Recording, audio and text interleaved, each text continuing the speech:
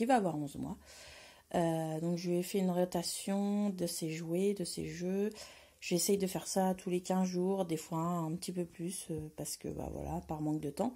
Donc voilà, j'avais envie de vous montrer. Là, j'ai mis plusieurs nouveautés qu'il n'a jamais faites. Je voulais, voilà, si jamais ça peut vous donner des idées un peu de ce que vous pouvez proposer à votre enfant, sachant que moi, tout se base encore sur la pédagogie Montessori, évidemment. Donc je vais vous montrer tout en détail. Alors ici, c'est notre table du printemps qu'on a faite avec les enfants. Je ne sais pas du tout si ce genre de choses-là, ça peut vous intéresser ou pas. Voilà, on travaille sur des thématiques. Puis bah là, comme on est rentré sur le printemps, on a essayé de faire une décoration en rapport avec ça. Et puis ici, vous avez les jouets Grimm. Mais bon, et ça, évidemment, Hugo, il joue pas encore avec, il est trop petit. Donc voilà, je vais vous montrer petit à petit. Alors, ici, on retrouve la boîte à balles. En fait, c'est une balle qui passe dans le trou comme ça. Donc en fait, ça demande quand même pas mal de petites choses au niveau de la concentration pour un bébé. Parce que, comment dire, il faut qu'ils comprennent que la balle passe ici pour arriver de l'autre côté. Et puis, comment dire, ça nous semble assez facile pour nous. Mais pour eux, ça peut être vraiment compliqué. Donc voilà, je lui ai mis ça. Donc ce que je vous présente là, c'est des choses que vous pouvez présenter à partir de 10 mois à peu près. Je suis désolée si ça tangue un petit peu avec la caméra. C'est pas facile de filmer... d'être stable en fait quand on la porte.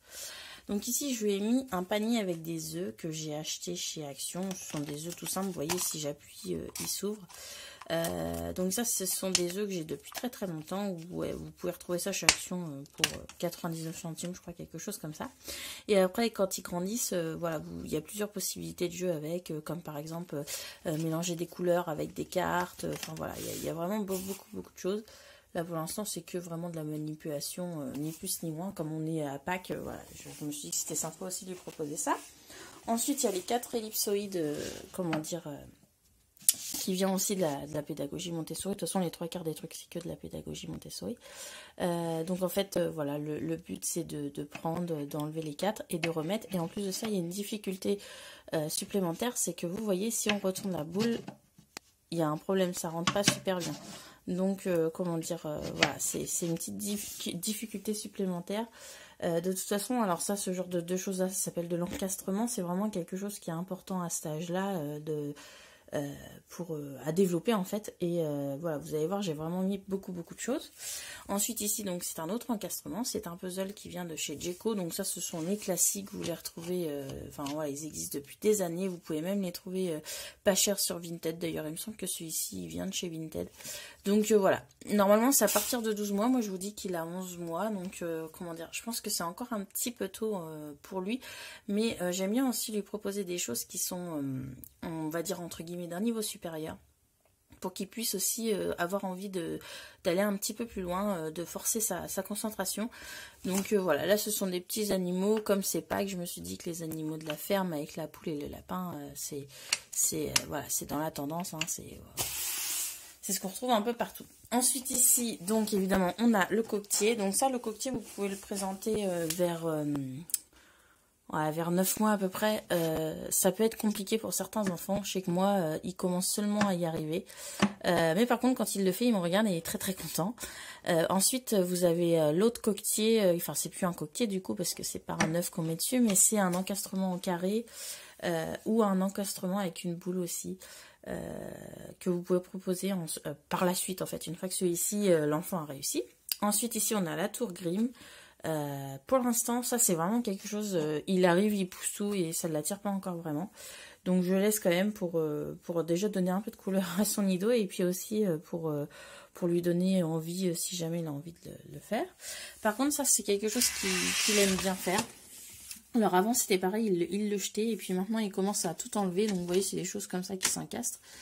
Et puis il a bien compris que voilà, il fallait les remettre les uns par-dessus, donc ça, il n'y a pas de souci, il adore ça. Ensuite ici on a ses livres, j'essaye de faire une rotation, mais il y a quand même, ces livres-là ils restent principalement sur cette étagère-là parce que c'est vraiment des livres qu'on lit quasi tous les jours. Genre par exemple ce matin on a eu le temps de lire ces trois-là, celui-là qu'il adore, celui-ci. Enfin voilà, j'essaye de lire beaucoup avec lui. D'ailleurs je pourrais peut-être vous donner une petite routine que j'ai mis en place avec lui, enfin que je suis en train de mettre en place avec lui pour passer le maximum de temps aussi avec lui et puis du coup développer aussi ses capacités au niveau de la motricité et tout ça. Parce que c'est vrai que des fois qu'on reste un peu plus avec les plus grands et du coup on passe un peu moins de temps avec lui et puis moi je trouve que comment dire, du coup il est plus en train de jouer avec les jouets de ses frères, donc évidemment il n'y a pas de souci avec ça, mais voilà, je pense que il faut quand même passer pas mal de temps avec eux, donc voilà, j'ai mis en place une petite routine, donc à voir si ça va bien, s'il va vraiment évoluer ou pas, parce qu'en ce moment, juste pour dire, il est à fond dans la motricité de son voilà, pour essayer de marcher, donc du coup il en oublie un peu le reste. Donc pour l'instant le nido des fois ça ne l'intéresse pas du tout, il est plus en train de vouloir marcher, donc voilà, il est dans sa période sensible de la marche, donc on le laisse, mais c'est pour ça que j'essaye de quand même retourner un peu ses jouets pour lui donner envie de voir autre chose. Sinon ici on a la boîte d'encastrement avec le carré, donc voilà, ici vous mettez, hop, après il rouvre, il reprend, et le but c'est de refaire ça. Ensuite, ici, on a d'autres livres. Donc ça, c'est mon classeur avec l'information. Ça, c'est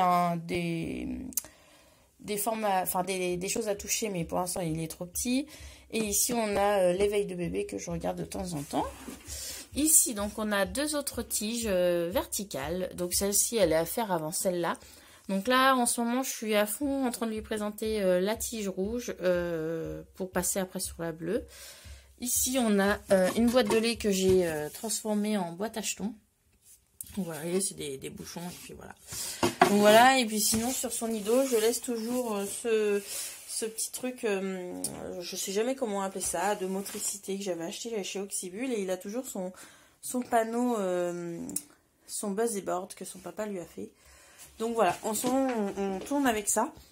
Et puis, je sais pas du tout, voilà, si c'est ce genre de vidéo-là, ça vous plaît ou pas. Je vais voir ça quand je vais la publier. Puis si vous avez des questions, n'hésitez pas. Je vais essayer de mettre un max d'infos en barre d'infos. Et puis, voilà. Donc j'espère que cette vidéo vous aura plu. N'hésitez pas à la liker, à la partager, à mettre en commentaire si vous avez des questions. Et je vous dis à bientôt pour une prochaine vidéo. Bye bye!